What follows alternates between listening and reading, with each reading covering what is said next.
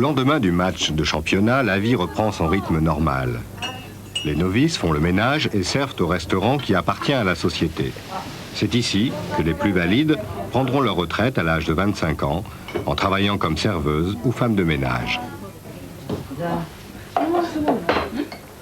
Après son match, Bull Nakano vient se détendre en famille avant de retrouver le cycle infernal des combats.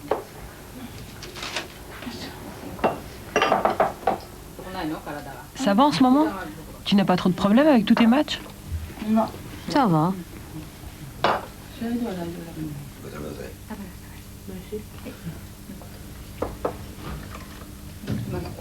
Qu'est-ce que tu t'es fait au front? Ça date d'hier à Kawasaki. Tu vas sans doute avoir une cicatrice. Non, je crois pas, ça va partir.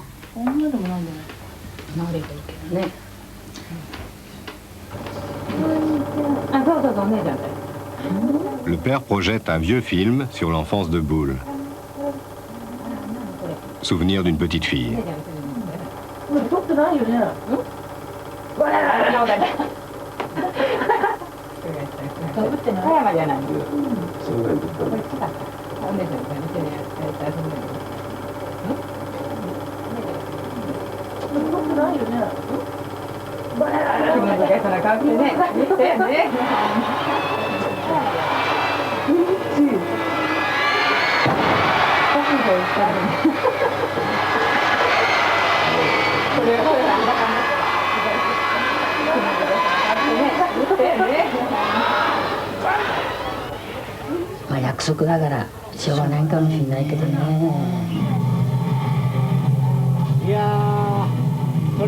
La jeune Kimie et sa mère regardent la cassette d'un match spécial qui s'est déroulé il y a quelques mois. Les perdantes ont été tondues sur le ring. C'est la Reine Bleue qui donne ici le signal de la tonte. Aja Kong a une bonne raison de détester celle qui, à l'époque, lui a fait subir la pire des humiliations.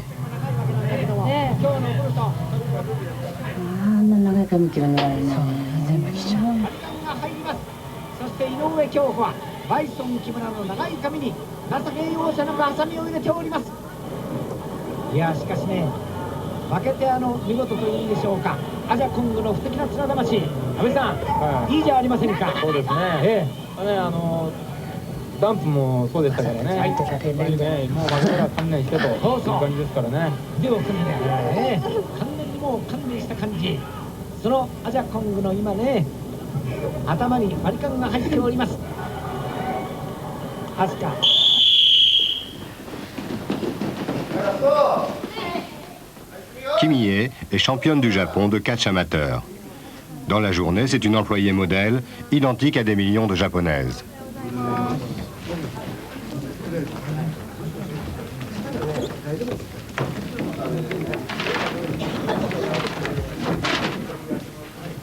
Ce masque n'est pas destiné à se protéger contre la pollution, il évite simplement de transmettre les microbes à l'entourage.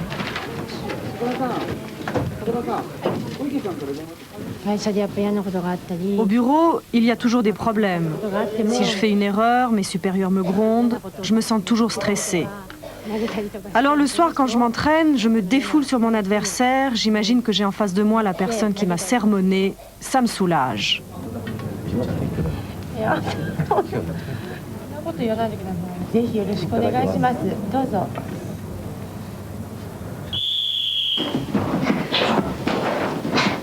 Le succès du catch professionnel a fait des émules chez les Japonaises. Les clubs amateurs se multiplient. Celui-ci est financé par l'entreprise Unimat, un des 3 grands sponsors du catch amateur au Japon. Objectif des Japonaises, battre les Françaises, actuellement championnes du monde de catch amateur. Avant tout, j'ai choisi le catch parce que c'est le seul sport qui me permet d'évacuer moi-même toute la force qui est en moi.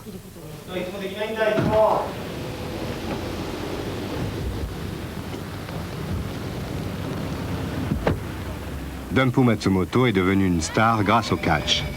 C'est elle qui a cédé sa place à Bull Nakano, la Reine Bleue. Le rêve de toutes les catcheuses, c'est d'être un jour comme elle. Elle a quitté le catch en février 1988. Depuis, elle est devenue une star du show business.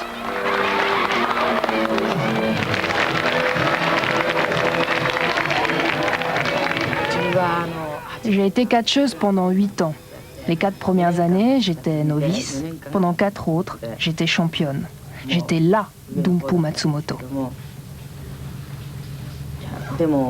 Pendant toute cette période, j'ai eu la vie dure. Mais c'est grâce à ces moments difficiles que j'en suis là aujourd'hui. Dans la vie, si on veut réussir, il faut commencer par souffrir. Regardez bien cette catcheuse qui s'acharne contre Dumpu. C'était Bull Nakano, la future reine bleue. Elle manquait alors d'expérience. Personne, n'étant de taille à affronter seul Dumpu Matsumoto, on lui avait flanqué pour l'occasion 2 adversaires.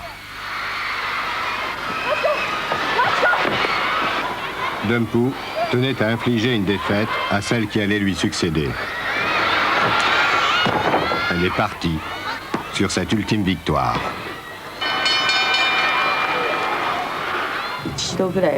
J'aimerais remonter une fois sur un ring. J'y ai déjà pensé.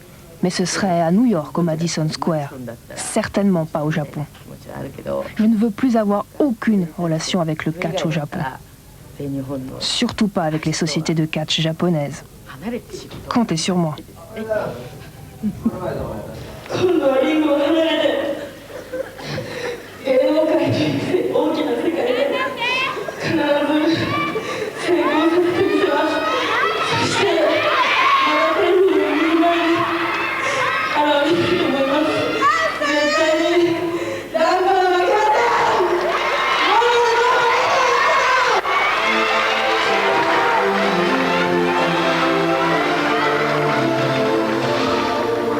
Ce jour-là, les parents de Dumpu Matsumoto ne pleuraient pas de tristesse, ils pleuraient de joie.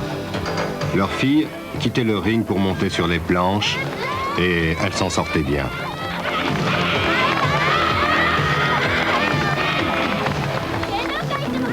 Mais pour une qui réussit, combien finissent dans l'anonymat, oubliés derrière un comptoir et se souvenant avec nostalgie d'avoir été jadis des diablesses du ring.